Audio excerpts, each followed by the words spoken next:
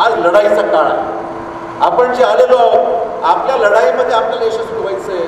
आणि ही सगळी मंडळी ज्यांना पक्ष नाही, आज एका पक्षात दुसऱ्या पक्षात परवा तिसऱ्या पक्षात, मुख्यमंत्री ज्या पक्षाचा त्याच्या पक्षाची ही मंडळी अशा प्रकारचं परिस्थिती आहे.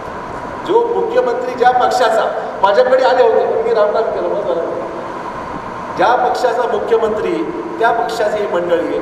अशा पद्धतीने ही सगळी मंडळी मित्र आज आहे. त्यामुळे ही संधी साधू मंडळी आहेत. समाजाचं भलं कधी केलेलं नाही, विष पेरण्याचं काम यांनी केलेलं आहे.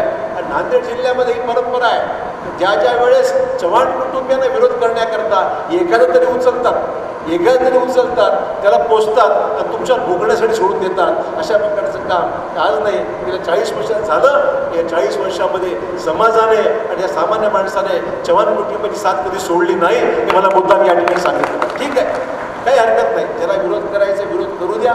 जेवढा विरोध जास्त तेवढी मतं जास्त, असा माझा अनुभव आत्तापर्यंत आलेला आहे. मला मुद्दाम सांगितलं. त्यामुळे याला काही चिंता नाही आहे. कोणी काय उभं राहिलं माझी चिंता नाही.